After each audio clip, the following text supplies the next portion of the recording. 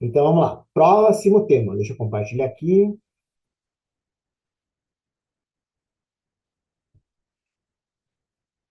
Esse tema é bonitinho. Esse tema aqui é bem bonitinho. Tema 1018. Meus amigos, vamos lá. Tema 1018 diz o seguinte. O INSS chamou esse tema de desaposentação indireta. Tá? É o nome que o INSS tentou pregar na prática para não dar acolhimento. O texto é muito grande, está na tela, vocês vão ler. Eu vou direto para a explicação. Aqui é o seguinte, resumindo, é o seguinte. Aquele teu segurado foi no INSS em 2015 pedir aposentadoria, em 2015. E o INSS indeferiu, porque não reconheceu o tempo rural, não reconheceu a atividade especial, e indeferiu o tempo, por tempo, ausência de tempo.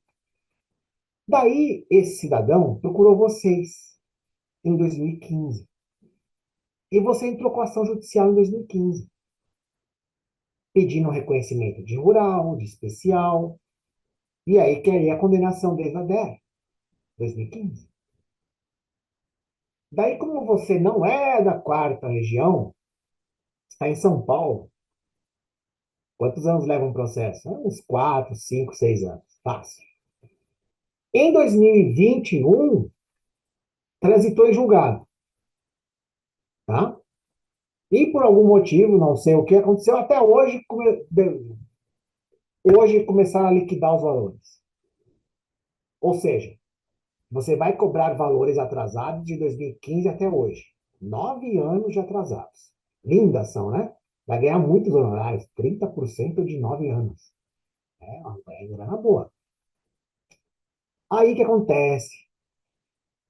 Na hora que o INSS comunica que cumpriu a sentença implantando o benefício, ele fala assim: cumpre informar que o segurado já recebe benefício desde 2019. Desde 2019. Aí dá o número do benefício e o valor, inclusive. E aí, quando o INSS, a CEAB-DJ, né, o órgão do INSS que cumpre a tutela, é mais eficiente, ela vai além. Ela fala assim: cumpre informar que o segurado recebe benefício tal, desde 2019 no valor tal. A seguir, simulamos o valor do benefício caso seja necessária a implantação do noticial. Informamos que a simulação demonstra que, se implantar o benefício concedido pela Justiça, a RMI vai ser menor do que aquela concedida administrativamente. É dizer, o valor do benefício do segundo requerimento administrativo é maior que aquela do primeiro requerimento. Então, né, pessoal? Baseado nisso, houve uma briga intensa até chegar na STJ, tá? Agora não adianta mais falar argumentos prós e contras, o fato é que já foi decidido a favor de vocês. Ou seja, então, a pergunta que era até pouco tempo a gente falava assim: pode o advogado pedir a manutenção do valor do melhor benefício concedido no segundo requerimento e, ao mesmo tempo, cobrar os valores devidos entre o primeiro e o segundo requerimento? O STJ respondeu o quê? Sim, pode, pode. Então, vocês podem manter a RMI mais vantajosa, geralmente aquela do segundo requerimento, e cobrar os valores entre a primeira DER e a segunda DER. No meu exemplo, a primeira DER é 2015, a segunda DER é 2019. Então, você vai fazer o quê? Eu vou manter a RMI de 2019 e vou cobrar o período de 2015 a 2019. Agora vamos para a prática. Como se faz isso na prática? Transitou em julgado, a CEAB-DJ vai informar o que aconteceu, você vai escolher: excelência, eu quero manter a RMI do segundo requerimento e quero cobrar. E aí várias situações podem acontecer, vai de acordo com a região que você trabalha. Vamos lá, vou dar várias hipóteses. Primeira hipótese. Não sei como é que é onde você trabalha, mas uma das hipóteses é essa. O autor, o segurado, já no próprio ato, dizendo que quer manter o segundo requerimento, né? Quer manter a RMI, quer cobrar, já apresenta os cálculos dos valores que entende devidos. É dizer, o próprio advogado faz a simulação da RMI, da primeira DER, e cobra as diferenças já. Alguns lugares é assim que funciona. Outros lugares é diferente. Em outros lugares, o juiz manda o seu contador judicial fazer o cálculo. Então, o contador judicial vai fazer a simulação da RMI, ou vai pegar a RMI do INSS, já feita, e vai fazer o cálculo dos atrasados. Muito bem. Então, por que eu estou falando isso? A tese, acredito que todo mundo conhece.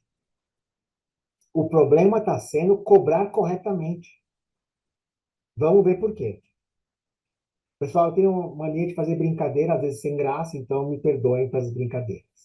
Mas a Carol me conhece, né, Carol? Eu sou meio brincalhão, né? Eu tenho alguns alunos meus que já são um pouco mais amigos, né? Amigos, amigas, então tem uma intimidade um pouco maior, fazer uma brincadeira aqui e ali. Eu adoro ver aqueles posts de Instagram onde o advogado fala assim: não confie na simulação do meu INSS. Ela não fala o que é verdade muitas vezes. Eu adoro ver aqueles posts falando isso. Eu falo assim, realmente, tem muita coisa errada. Mas eu falo assim, ele faz isso, mas no 2018 ele comete um erro. Ele não percebe. Ele fala justamente aquilo que ele diz para os outros não fazerem e ele faz. Explico. Vocês conferem a RMI do INSS quando o INSS diz que a pessoa tem um valor menor se implantar o benefício? Confira. Muito bem. Então vamos ver. Vamos ver se realmente você confere tudo. Tudo que é possível conferir. Claro, pessoal, eu não tenho tempo de falar só de cálculo, né? Mas vou dar aquilo que a gente costuma ver mais erro, tá? Vamos lá. Primeira questão. Por que realmente vocês estão certos em postarem no Instagram que a simulação é perigosamente? Pode estar errado. Vamos lá, primeiro. Vamos lá. Se o INSS vai simular, ele vai simular com base no que diz, certo? Naquilo que tem na sua base de dados. Então, primeiro, nessa simulação do INSS, se a DIB for anterior, se a DIB for anterior a junho de 2019, o INSS não soma atividade concomitante. Preste atenção nisso. O que é atividade concomitante? Professor de escola privada, 2 empregos, de manhã e de tarde. Recolhe para o INSS nos dois. Ganha 2.000 num e 1.000 no outro. O que deveria ser? 3.000. 2.000 mais 1.000, 3.000. Não. O INSS vai fazer 2.000 mais uma fração do 1.000. Vai dar 2.300, 2.400. Ou seja, na base de cálculo dele, ele não vai somar os valores da atividade concomitante. Ele vai usar a lei anterior a 2019. O que aconteceu em 2019? Em 2019 veio a Lei 13.846 e falou que, para fins de cálculo, tem que somar as atividades concomitantes, os valores das atividades concomitantes. Então, na hora de fazer a média aritmética do salário de contribuição lá para o cálculo, tem que fazer 3.000. Abril, 2.000, 3.000 reais. Maio, 3.000. Não, o INSS vai aplicar a lei da época do fato. Na época da DIB, não era soma, era a soma da atividade principal mais uma porcentagem da atividade secundária. Então, cuidado, colega. Caso você tenha alguém com atividade concomitante e a DIB é anterior a junho de 2019, preste atenção e impugine. E peça para que seja refeita a conta somando a atividade concomitante. Alguns não percebem isso, tá? Alguns não percebem. O INSS só soma a partir de 18 de junho de 2019. GIB posterior a essa data, ele soma. Antes dessa data, ele não soma. Se você quiser que some, vai ter que impugnar a conta da RMI. Vai impugnar, vai pedir aplicação de um tema já decidido pela Justiça. Qual tema é? 1070. Você vai pedir a aplicação do tema 1070 do STJ. O que eu estou dizendo a vocês era uma tese que já ganhou na Justiça. Vocês têm direito de somar as atividades concomitantes. Você concorda que vai dar diferença, pessoal? Ao invés de ficar fazendo 2.000, 2.000, 2.000, vai para 3.000, 3.000, 3.000, 3.000. Vai aumentar o valor. Tá bom? Então, prestem muita atenção na atividade concomitante. 2. Segundo erro que você costuma perceber nas RMIs do 2018. Não existe soma de tempo de regime próprio. É dizer, na simulação, ele não traz a CTC, pessoal. Muitas vezes a pessoa tem uma CTC, uma certidão de tempo de contribuição no regime próprio. E se você trouxer uma CTC, você concorda que vai aumentar também a base contributiva? Aumenta. A simulação não pega. A simulação não pega. Então, presta atenção se o teu cliente tem alguma CTC. Tanto que, na hora que você faz um requerimento administrativo, não tem uma perguntinha do INSS assim? Tem tempo rural? Sim ou não? Tem tempo especial? Sim ou não? Tem CTC? É para isso que serve. Se você responder sim, aí o cara do cálculo vai ter que puxar no sistema do INSS para fazer a integração e cair no cálculo da simulação. Senão não entra. Senão não entra.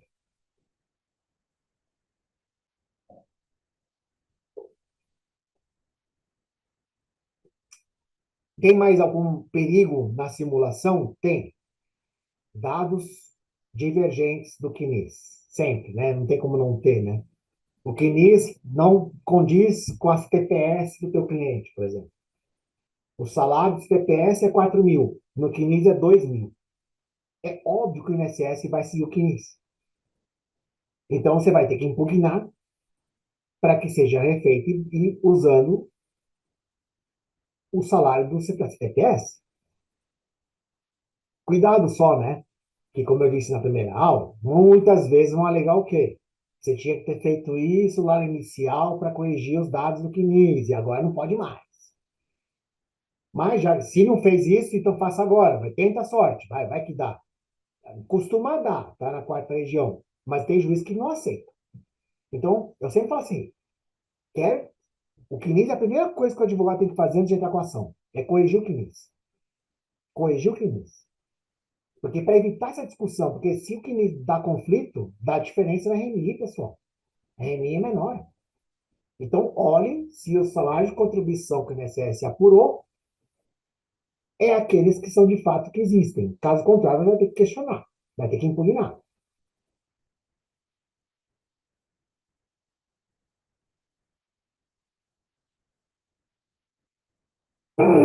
Outras questões do tema 1018, tá? Outras questões do tema 1018. O 1018 se aplica só para as aposentadorias? É uma pergunta tradicional. Não. Não se aplica somente para aposentadorias. Pode envolver benefícios de diversa espécie, não precisa ser da mesma espécie.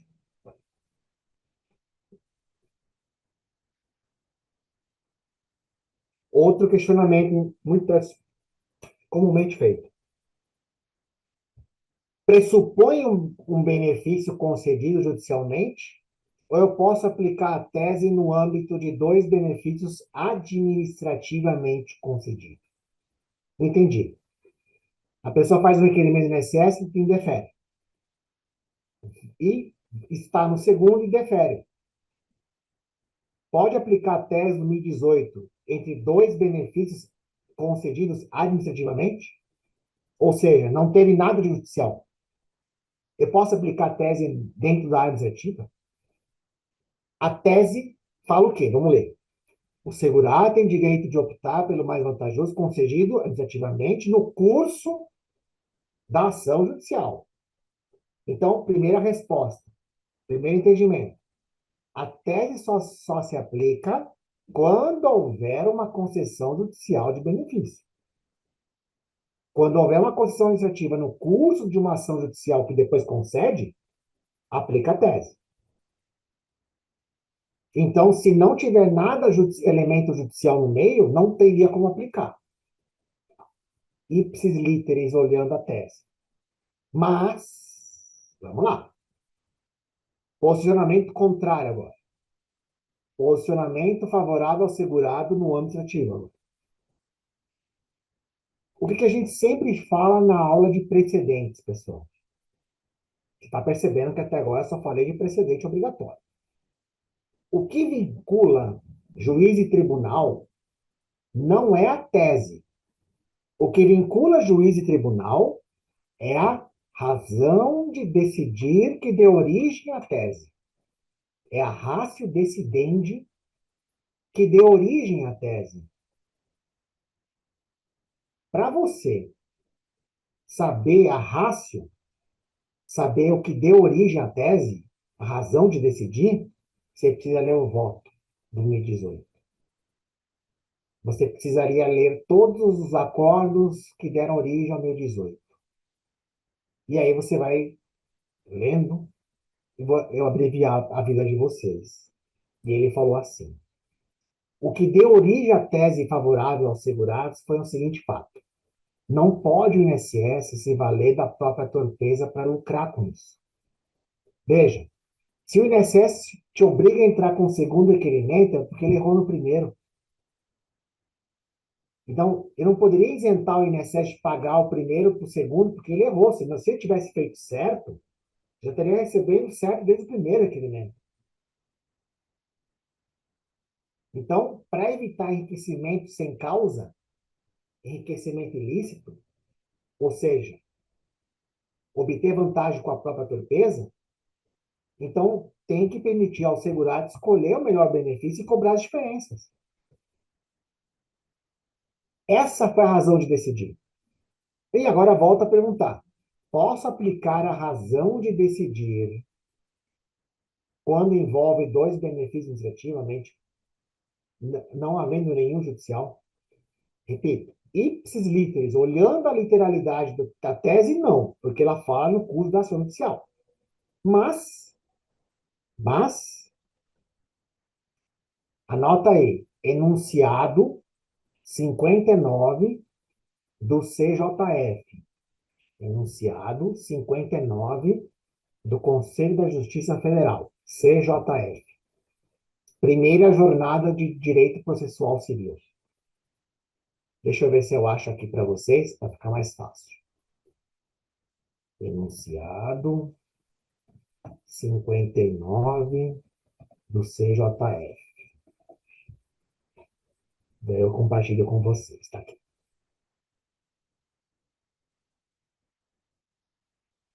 Vou compartilhar só um segundinho. Tá compartilhado, pessoal? Tá compartilhando? Não, não tá. Só um momentinho. Enunciado 59.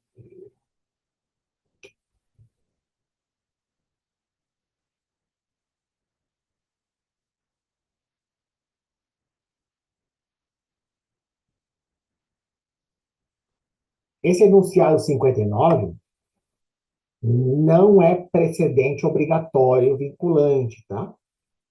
Ele é um entendimento da Justiça Federal que não vincula juiz e tribunal, mas serve de norte para juiz seguir.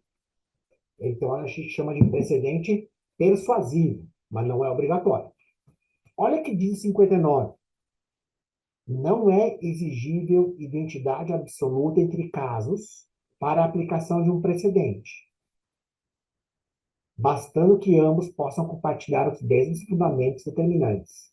Fundamento determinante significa a razão de decidir. Conclusão. Posso aplicar a mesma tese no âmbito ativo? Posso. porque não há identidade absoluta como requisito necessário para aplicar uma tese de um precedente. É um pouco complexo, estou falando para vocês, tá? Então, por isso que a gente sempre fala assim para os alunos, né? É muito importante que vocês, quando estudem precedentes, pessoal, não fiquem só na tese. Leiam a fundamentação que deu origem à tese. Muitas vezes você vai usar a mesma razão em outra situação parecida, tá? Mesmas situações parecidas. Deixa eu compartilhar aqui com vocês, só um momentinho. No meu 8h40. Querem fazer? Podemos fazer uma pausa rapidinho, pessoal? Para descansar rapidinho, para voz? Então, no meu. Ou tocamos direto. Se quiser, tocamos direto. Pode ser? Aí terminamos 10 minutos antes, se vocês permitirem. Falta 1h10 ainda. Vamos direto, né? Direto? Direto. Então tá bom. Beleza, então. Vamos lá. Vamos tocar direto, então.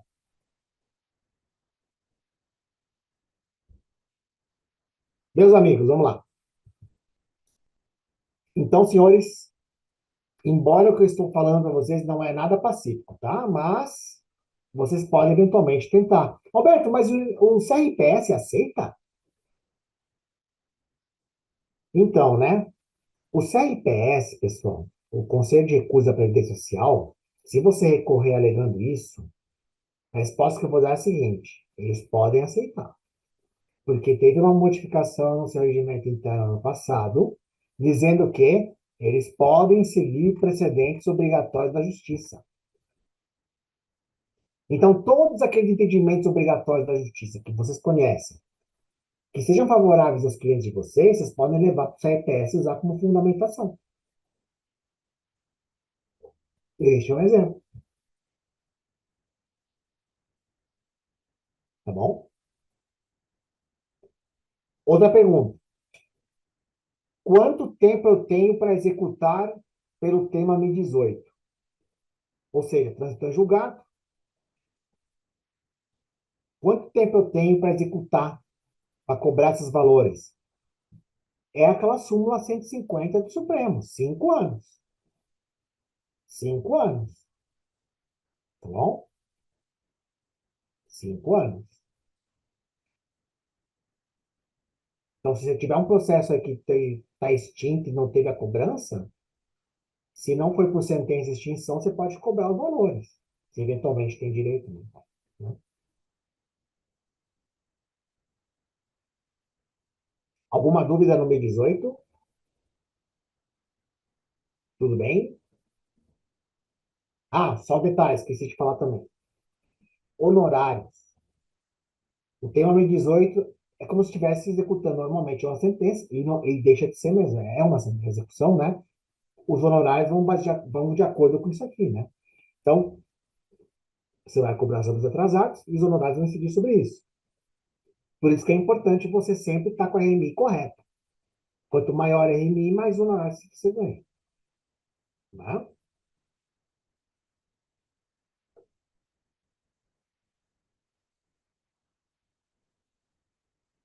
Bom, agora você tem que prestar muita atenção no tema 100.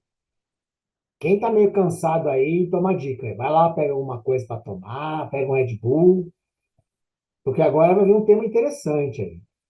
Um tema novo aí, tá? Não é um tema tão batido ainda não, porque é meio recente ainda.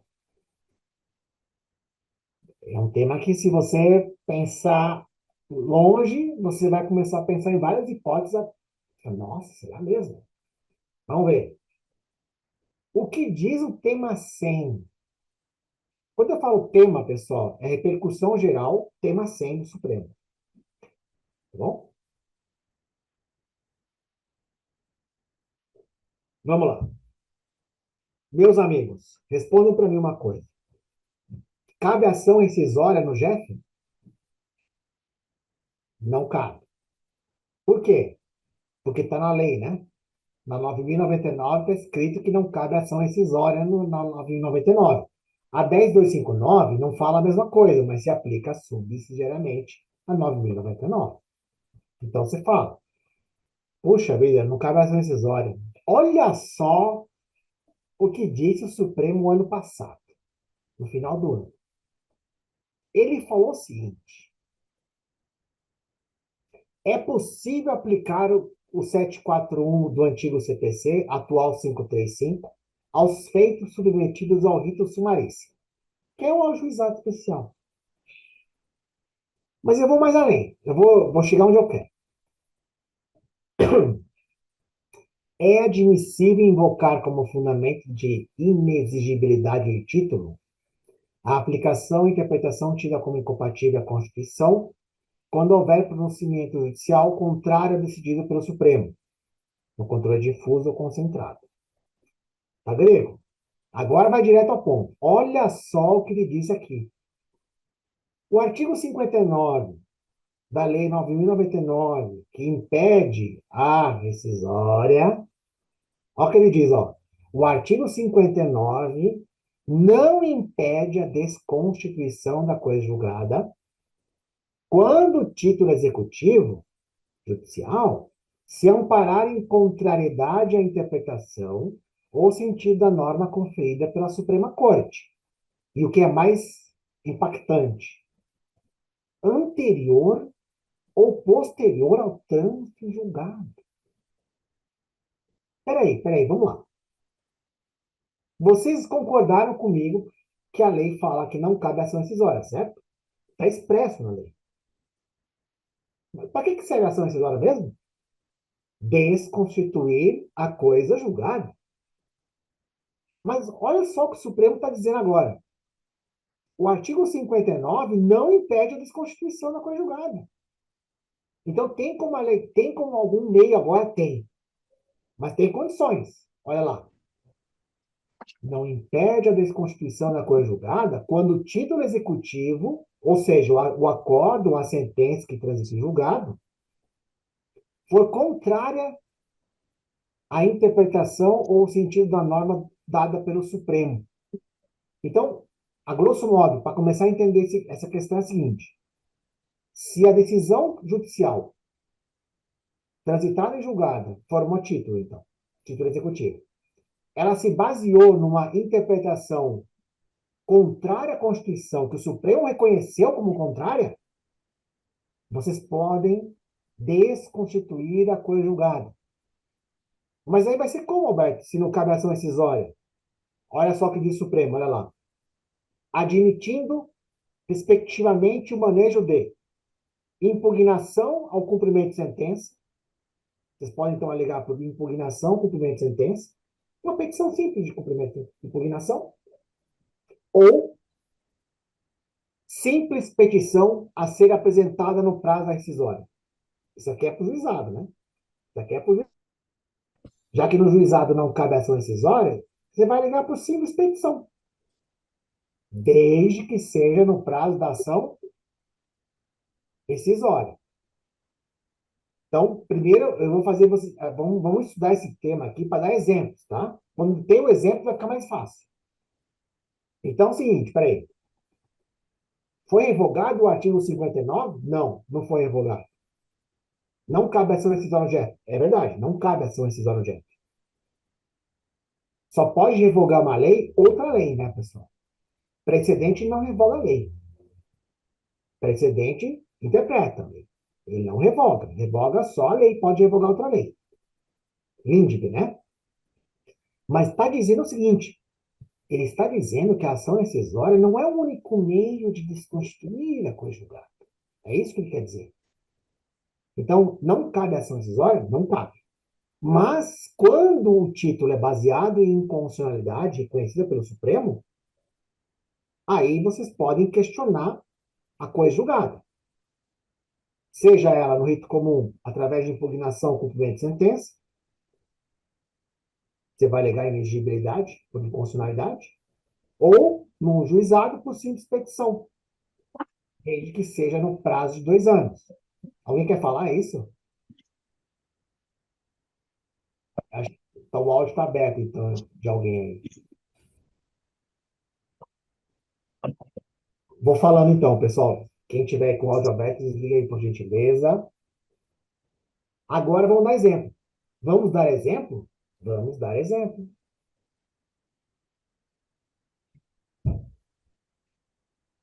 Vocês lembram do tema 810? Quem aí já executou o tema 810? Levanta a mão aí, pessoal. O que é o tema 810? O fatídico 810 do Supremo. Lembra da correção monetária e juros da poupança, da TR? Qual foi a decisão que foi aplicada no tema 810? Foi a seguinte, que os juros de mora,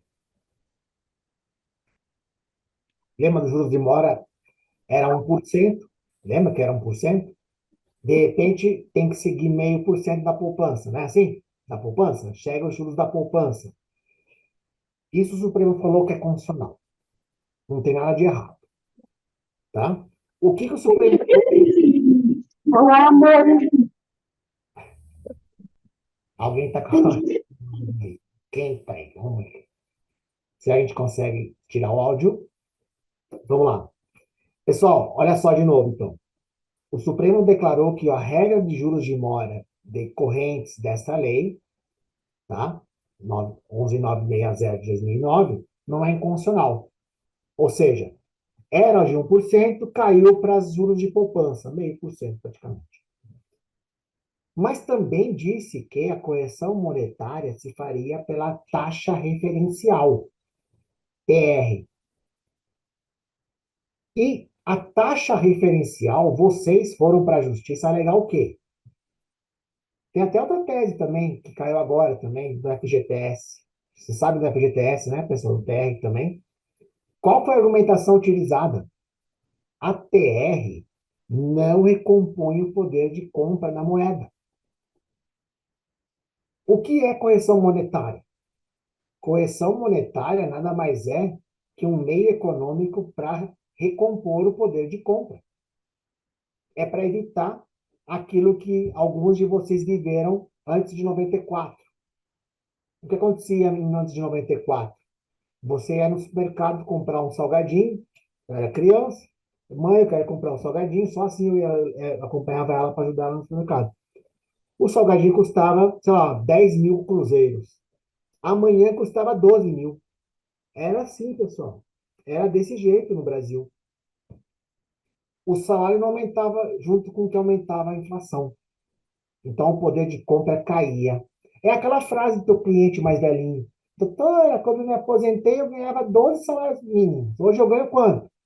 1,5. Não é verdade que eles falam assim? E é verdade. Era assim mesmo. Era mesmo. Isso só mudou quando a Constituição em 88 criou o princípio da manutenção do valor real do benefício. Então, o Supremo, de acordo com os dados econômicos que foram a ele colocados, percebeu que a TR não recompõe o poder de compra. Então, ele declarou inconstitucional a correção monetária pela TR. Tá? Ele declarou inconstitucional a regra da TR. E qual foi o problema aí, pessoal? Muitos de vocês estão advogando há mais tempo, tiveram trânsitos e julgados de sentenças condenatórias de aposentadoria baseado em correção monetária pela TR, pela taxa referencial. Muitos juízes aplicaram a TR. E aí vem a pergunta.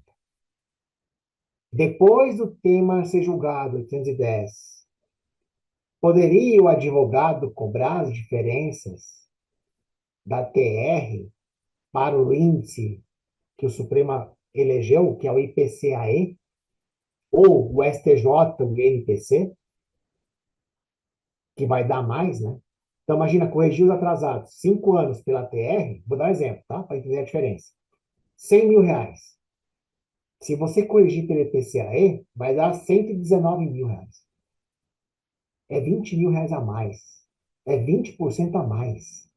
É uma grana, pessoal. É muita grana. Muito bem. Então, Isso se chama o quê, Pedro? Essa possibilidade que vocês têm de cobrar as diferenças se chama execução complementar. Você vai executar complementarmente a diferença entre a TR e o IPCAE ou INPC, de acordo com o índice que você eleger. Muito bem. Acontece, como eu disse a você já, existe um prazo para vocês cobrarem as diferenças, né? 5 anos, né? Súmula 150 do Supremo. Tem questionamentos falando de quando começa os 5 anos, enfim. Não é o caso que eu queria falar hoje, mas só para, já que eu estou aqui, né, eu vou falar. Cuidado que o termo 810 hoje é muito pouco utilizado, porque a maioria entende que já percebeu.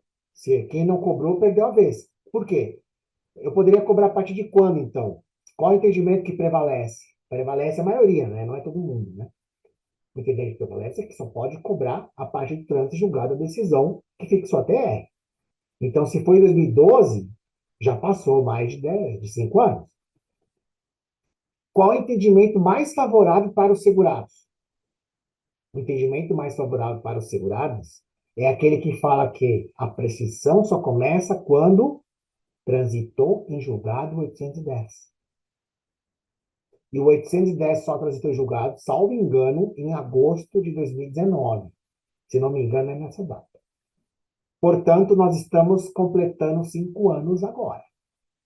Então, quem não executou as diferenças ainda, corre para o escritório e dá uma olhada assim na sala. E por que você está falando disso? Porque agora o tema 100 trouxe uma. Olha só o que pode acontecer agora. Cláudio, imagina você, Cláudio.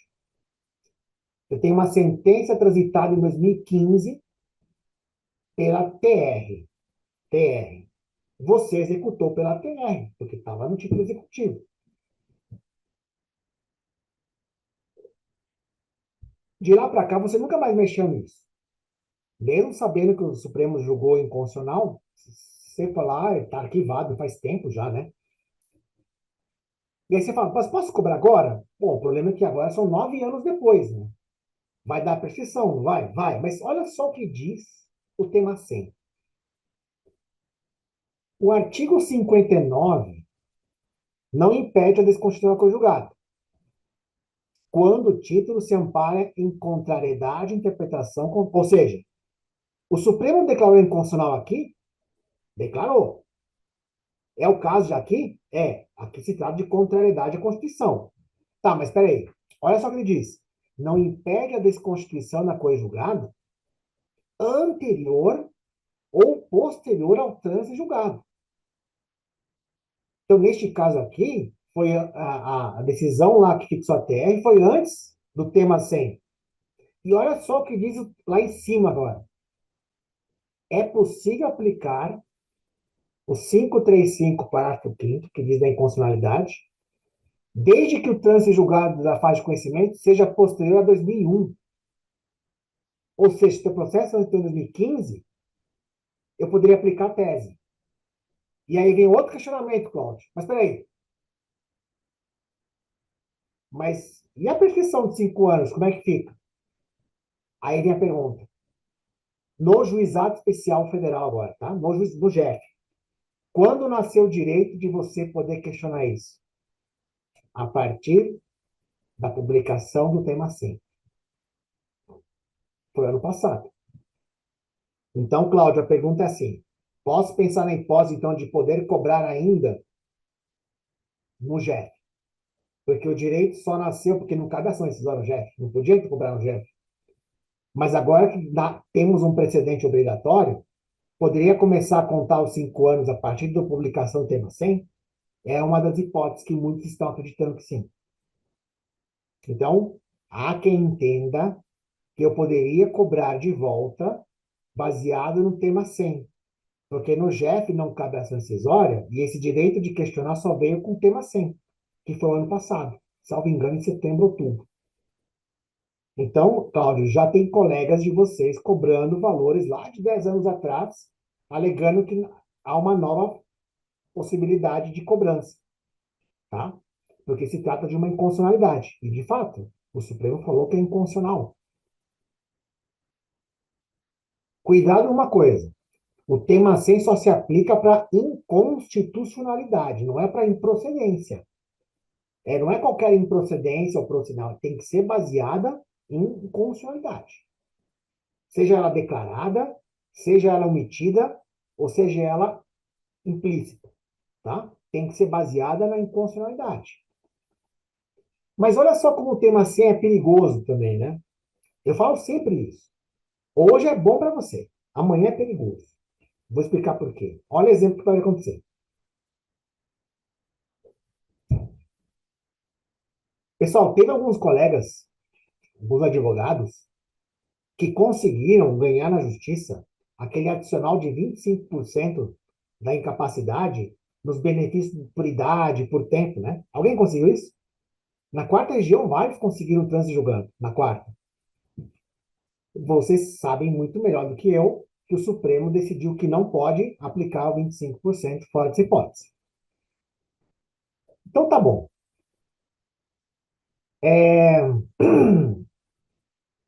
Nesse caso, né,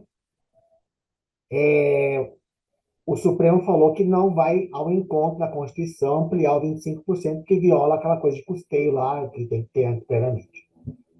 Poderia o INSS aplicar o tema sem cobrar de volta os valores pagos indevidamente para quem ganhou na justiça? Baseado no tema 100, no JEF? Já que o Supremo falou que não é constitucional a ampliação do 25%, trata-se de uma incompatibilidade constitucional? Também. Então, poderia o INSS cobrar no JEF, porque não cabe essa decisória, através do tema 100? Poderia em tese. Mas o que você vai alegar mesmo? 692. O INSS não tem legitimação ativa no JEF. Entenderam? Então, assim, o tema 100 pode ser muito bom para algumas coisas e péssimo para outras. Quer ver outro exemplo perigoso?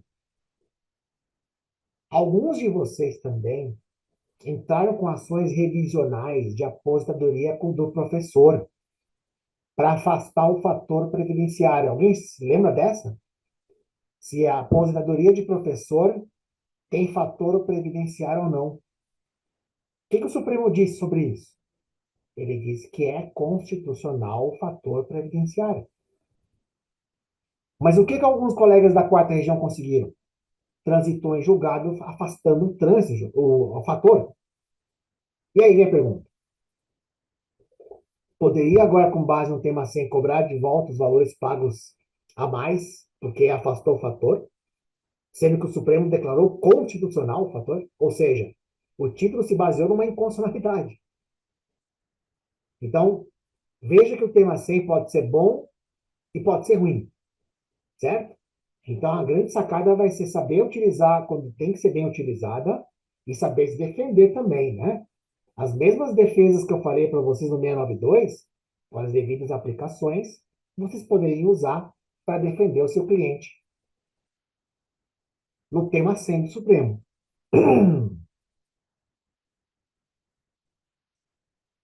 Saiu um tema também, pessoal, o 1170 está muito conectado com o 810 e também com o 100 do Supremo.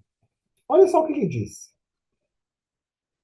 É aplicado às condenações da Fazenda envolvendo relações jurídicas não tributárias o índice de juros estabelecido por essa lei aqui, que é os juros da poupança. Mesmo havendo previsão diversa em título executivo transitado em julgado. Preste atenção aonde se aplica isso aqui. Até 2009, tá? Até 2009, qual que era o índice de juros aplicado? 1%. Lembra do 1%? Era 1%. E aí foi para poupança, meio. Mas muitos juízes declararam inconstitucional essa parte e transitou em julgado com 1%. Muitos de vocês executaram com 1%. O que diz o tema agora? Olha só o perigo do tema. Ele fala assim: mesmo havendo previsão em título transitado em julgado, é aplicável contra a Fazenda o índice de juros da poupança. Então, Poderia cobrar os valores de volta, quem recebeu por 1%, cobrar de volta quem recebeu a mais? Pelo tema pode. Pelo tema pode, mas é aquela velha história. Pode, desde que não haja prescrição.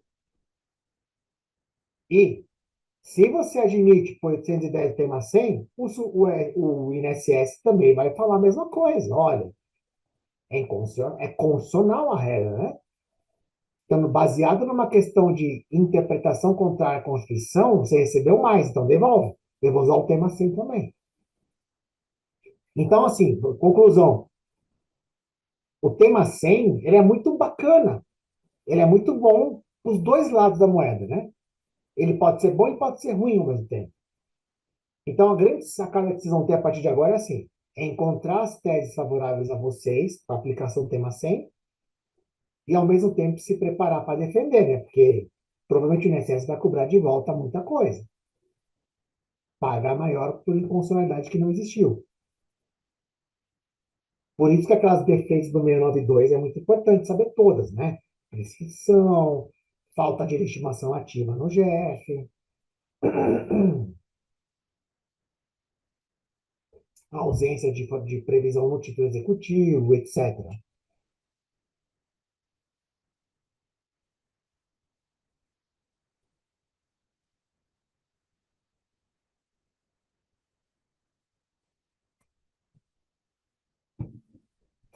Alguma dúvida, senhores, senhoritas, senhoras? Não? Beleza. Então, deixa eu fazer uma pausa aqui. Deixa eu ver se tem alguma coisa no chat, que eu não vi até agora.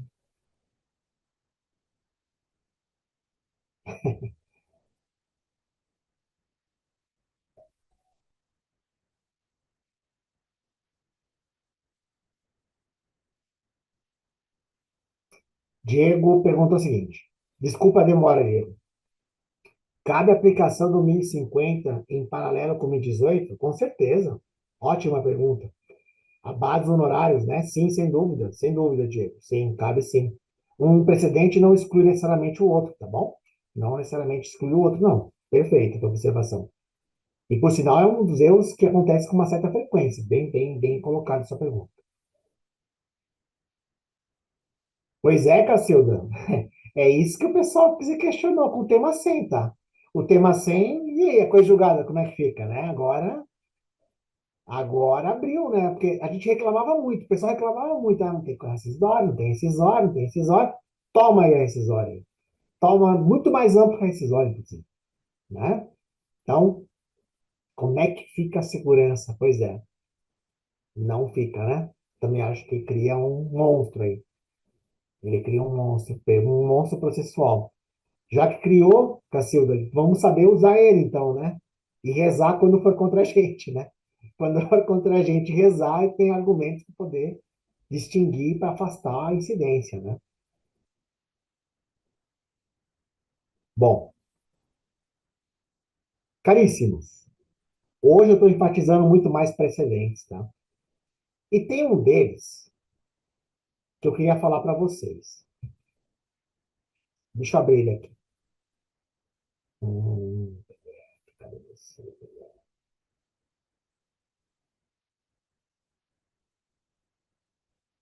Só um segundinho aqui. Vou achar o PDF.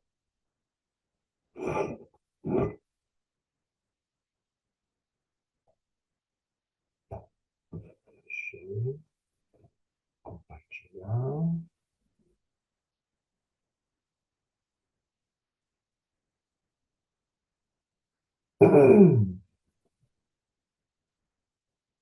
Meus amigos,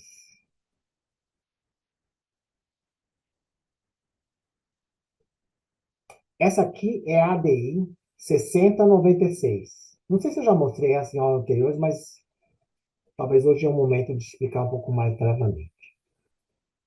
Alberto, ADI. Por que você está abrindo uma ADI? Porque a ADI, pessoal, ação direta de inconstitucionalidade, é um precedente obrigatório, artigo 927(1) do CPC.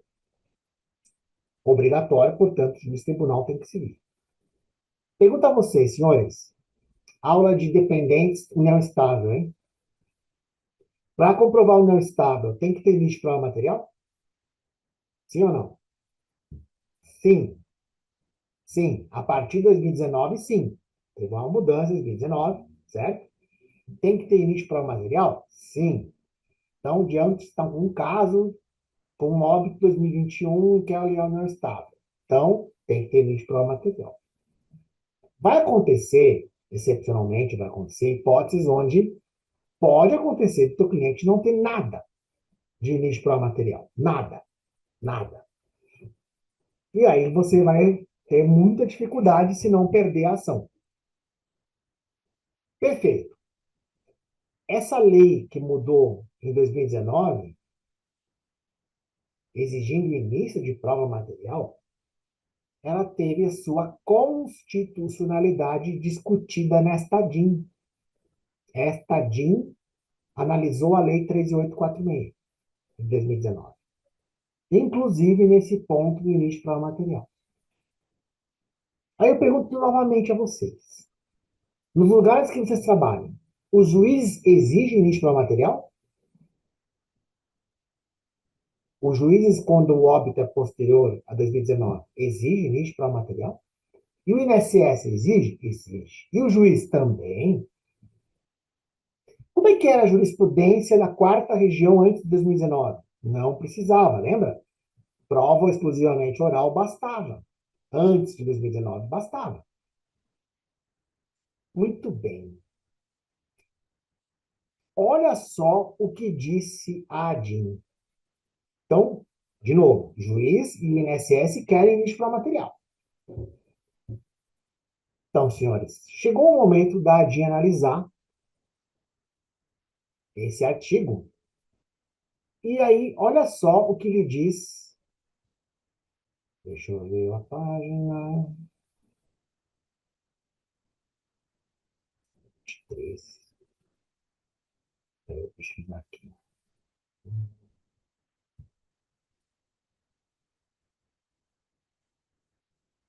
Opa, peraí, deu problema aqui no meu PDF. De tanto apertar, só um segundinho. De tanto apertar para pesquisar, sumiu, pessoal. Desculpa aí, peraí, deixa eu fechar aqui e abrir de novo. Hum,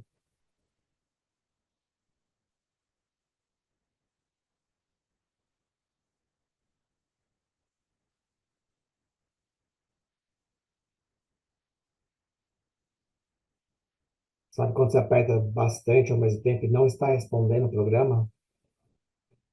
Só uma falhazinha, só um momento que vai abrir.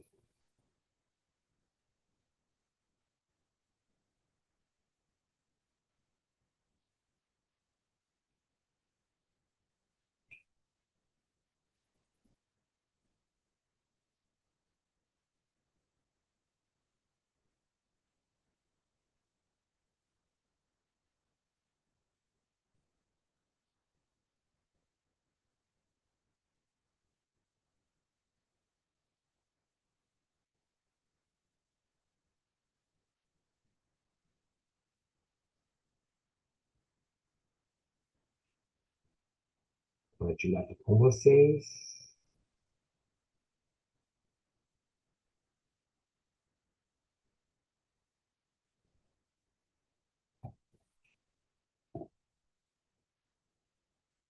Olha aí, pessoal. Quando você chega na fundamentação do tema do ADI 6096, ela fala assim, né? Ela traz a questão da lei, as provas de anel estável exigem limite para o material. Beleza, todo mundo sabe disso. E aí, olha só o que decidiu o STF acerca disso.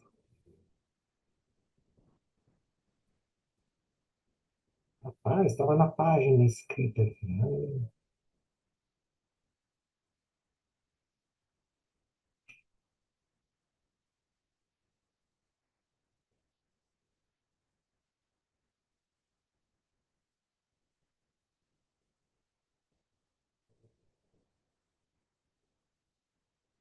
Olha aí, pessoal. Ele fala o seguinte: acolho o parecer da Procuradoria-Geral da República sobre o 16, parágrafo 5º, que exige limite para material.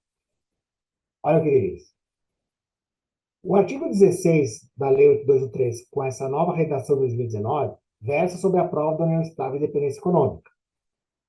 As normas estão inseridas no contexto dos procedimentos administrativos, de maneira que possuem primordialmente natureza de direito administrativo inicial. Portanto, olha a parte mais importante do precedente. Não causa interferência no direito das provas reguladas pelo Código e CPC. O fato do magistrado apreciar os dispositivos não transforma a sua natureza. E ele diz assim, a própria AGU, na sua manifestação, disse que os dispositivos novos não são comandos para o judiciário. São comandos para apenas os servidores do INSS. Conclusão, o início de prova material só se exige no âmbito administrativo e não no âmbito judicial. Isso não está na lei. Isso você não encontra na tese fixada. Você só vai encontrar como? Lendo o voto. Isso está na ratio, na razão de decidir. Quando ele declara constitucional, ele fala, ó, ele é constitucional desde que seja desse jeito. O início de prova material é só para o âmbito administrativo, mas no judicial pode versar com prova exclusivamente oral. O juiz não é obrigado a seguir essa regra. Quem é obrigado a seguir a regra é servidor. Concorde ou não, pessoal, foi assim que julgaram. Foi assim que restou julgado o tema. E o que a gente sempre fala assim nas aulas, né? Olha como é perigoso estudar um precedente pela tese. Quando você lê a tese, tem 3 linhas só. 3, 4 linhas. É possível, não é possível fazer tal coisa. Mas olha quantas informações vocês deixam de ter ao não lerem a fundamentação que deu origem à tese. Dá trabalho? Dá trabalho. Poxa, você vai ter que ler votos de 100 páginas, de 80, de 150, de 300 páginas. Mas as informações que às vezes vocês retiram das fundamentações são válidas. É muito bom. Um artigo desse aqui, ó, por exemplo, eu já vi, todo dia eu vejo, improcedência de união estável, porque o advogado não juntou isso para o material.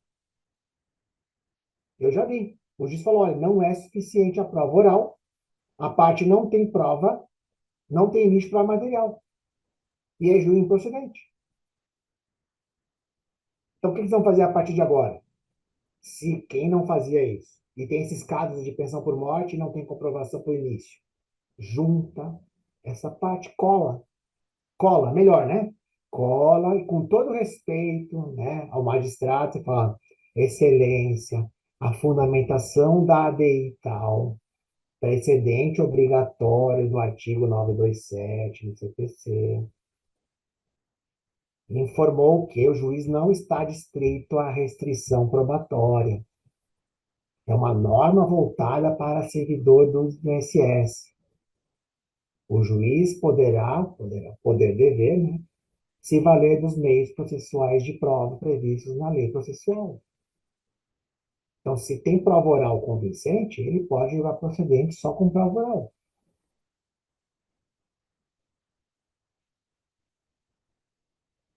Então, até agora, por que eu fiz questão veja, minha aula de hoje está focada mais em precedente. É para vocês terem sempre essa questão, leiam os votos. Vocês não têm ideia de quantas coisas maravilhosas podem extrair dos votos e utilizar nas suas manifestações. Evitar improcedência.